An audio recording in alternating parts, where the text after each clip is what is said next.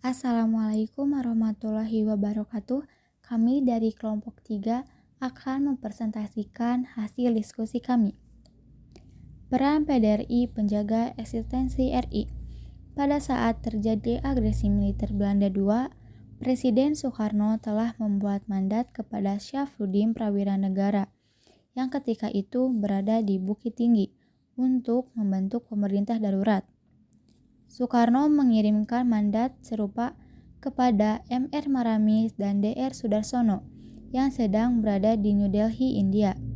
Apabila pembentukan PDRI di Sumatera mengalami kegagalan, namun Syafruddin berhasil mendeklarasi berdirinya pemerintah darurat Republik Indonesia ini dilakukan di Kabupaten 50 Kota pada tanggal 19 Desember 1948.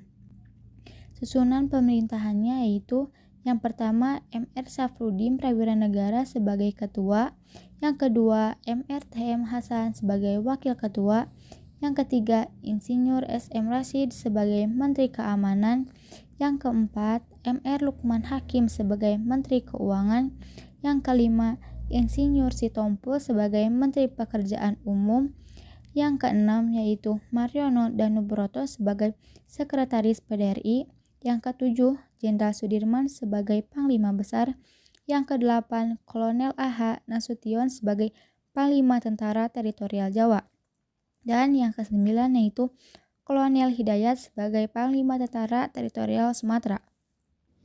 PDRI yang dipimpin oleh Syafruddin Prawiranegara ternyata berhasil memainkan peranan yang penting dalam mempertahankan dan menegakkan pemerintah RI.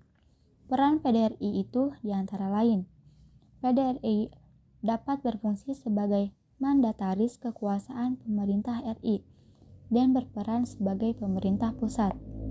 PDRI juga berperan sebagai kunci dalam mengatur arus informasi, sehingga mata rantai komunikasi tidak terputus dari daerah yang satu ke daerah yang lainnya. Radiogram mengenai masih berdirinya PDRI dikirimkan kepada Ketua Konferensi Asia, Pandit Jawaharlal Nehru oleh Radio Rimba Raya yang berada di Aceh Tengah pada tanggal 23 Januari 1948. PDRI juga berhasil menjalin hubungan dan berbagi tugas dengan perwakilan RI di India. Dari India, informasi-informasi tentang keberadaan dan perjuangan bangsa dan negara RI dapat disebarluaskan ke berbagai penjuru dunia. Terbukalah mata dunia mengenai keadaan RI yang sesungguhnya. Konflik antara Indonesia dengan Belanda masih terus berlanjut. Namun, semakin terbukanya mata dunia terkait dengan konflik itu menetapkan posisi Indonesia semakin menguntungkan. Untuk mempercepat penyelesaian konflik ini, maka oleh DKPBB dibentuk UNSI, United Nations Commission for Indonesia, atau Komisi PBB untuk Indonesia sebagai pengganti KTN. UNSI ini memiliki kekuasaan yang lebih besar dibanding KTN. UNSI berhak mengambil keputusan yang mengikat atas dasar suatu mayoritas. UNSI memiliki tugas dan kekuasaan sebagai berikut. A.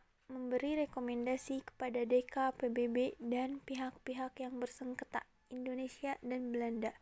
B. Membantu mereka yang bersengketa untuk mengambil keputusan dan melaksanakan resolusi DKPBB. C. Mengajukan saran kepada DKPBB mengenai cara-cara yang dianggap terbaik untuk mengalihkan kekuasaan di Indonesia berlangsung secara aman dan tentram.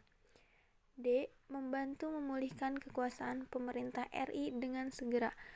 E. Mengajukan rekomendasi kepada DKPBB mengenai bantuan yang dapat diberikan untuk membantu keadaan ekonomi penduduk di daerah-daerah yang diserahkan kepada RI. F. Memberikan saran tentang pemakaian tentara Belanda di daerah-daerah yang dianggap perlu demi ketentraman rakyat. Dan G. Mengawasi pemilihan umum bila di wilayah Indonesia diadakan pemilihan. Nomor 7. Tetap memimpin gerilya. Kalau para pemerintahan seperti Presiden Soekarno, Wakil Presiden Muhammad Hatta, dan beberapa menteri ditangkap Belanda, Panglima Besar Sudirman yang dalam kondisi sakit hanya dengan satu paru-paru justru tetap teguh untuk memimpin perang gerilya. Dalam gerakan gerilya dengan satu paru-paru itu, Sudirman kadang harus ditandu atau dipapah oleh pegawai, masuk ke hutan, naik gunung, turun jurang, memberikan motivasi dan komandan kepada TNI dan para pejuang untuk terus mempertahankan tegaknya panji-panji NKRI. Dari Kediri lalu memutar kembali melewati Trenggalek, terus melakukan perjalanan sampai akhirnya di Sobo. Di tempat ini telah dijadikan markas gerilya sampai saat Presiden dan Wakil Presiden dan dengan beberapa menteri kembali ke Yogyakarta. Sungguh heroik perjalanan Sudirman. Ia telah menempuh perjalanan kurang lebih 1000 km. Waktu gerilya mencapai 6 bulan dengan penuh derita, lapar, dan dahaga. Sudirman tidak lagi memikirkan harta, jiwa, dan raganya. Semua dikorbankan demi tegaknya kedaulatan bangsa dan negara.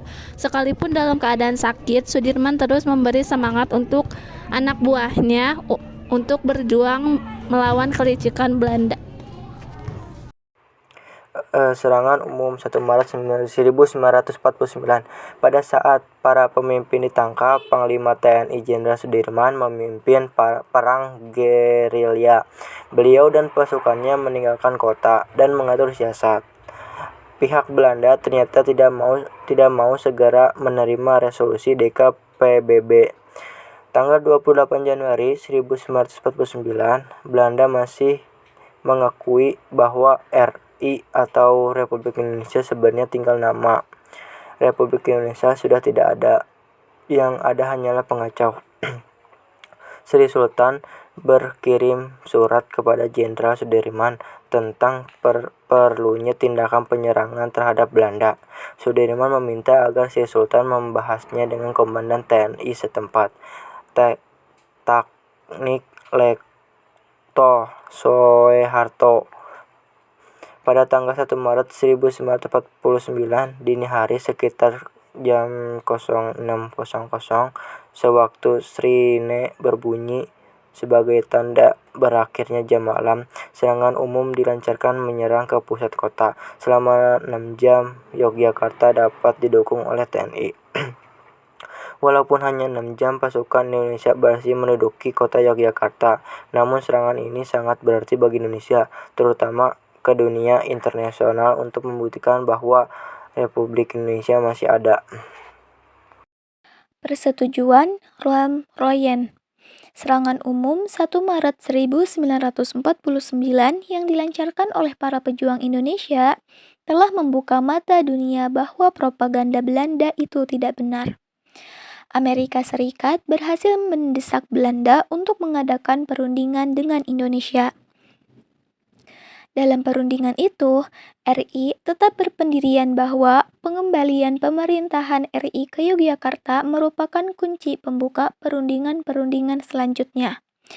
Sebaliknya, pihak Belanda menuntut agar lebih dulu dicapai persetujuan tentang perintah penghentian perang gerilya oleh pihak RI. Kemudian, pada tanggal 7 Mei 1949 tercapai persetujuan Rome-Royen. Isi persetujuan Rome-Royen antara lain sebagai berikut. A. Pihak Indonesia bersedia mengeluarkan perintah kepada pengikut RI yang bersenjata untuk menghentikan perang gerilya. RI juga akan ikut serta dalam konferensi meja bundar atau KMB di Den Haag, guna mempercepat penyerahan kedaulatan kepada negara Indonesia Serikat (NIS) tanpa syarat. B. Pihak Belanda menyetujui kembalinya RI ke Yogyakarta dan menjamin penghentian gerakan-gerakan militer dan membebaskan semua tahanan politik. Belanda juga berjanji tidak akan mendirikan dan mengakui negara-negara yang ada di wilayah kekuasaan RI sebelum Desember 1948, serta menyetujui RI sebagai bagian dari NIS. 10. Yogya kembali. Sejak awal 1949, ada 3 kelompok pimpinan Republik Indonesia yang ditunggu untuk kembali ke Yogyakarta. Kelompok pertama adalah kelompok Bangka, kedua adalah kelompok PDRI di bawah pimpinan Mr. Syarifuddin Prawinegara. Kelompok ketiga adalah angkatan perang di bawah pimpinan Panglima Besar Jenderal Sudirman. Sultan Hamengkubuwono bertindak sebagai Wakil Republik Indonesia. Rombongan PDRI mendarat di Maguwo pada 10 Juli 1949. Pada tanggal itu pula, rombongan Panglima Besar Jenderal Sudirman ditunggu kedatangannya di Yogyakarta. Sesampainya di Yogyakarta, rombongan Jenderal Sudirman dijemput oleh Sultan Hamengkubuwono bersama pasukan di bawah pimpinan Letkol Soeharto sebagai Panglima Perang Yogyakarta. Pada esok harinya, rombongan Pangeran Besar Jenderal Sudirman dibawa ke Yogyakarta. Saat itu beliau sedang sakit.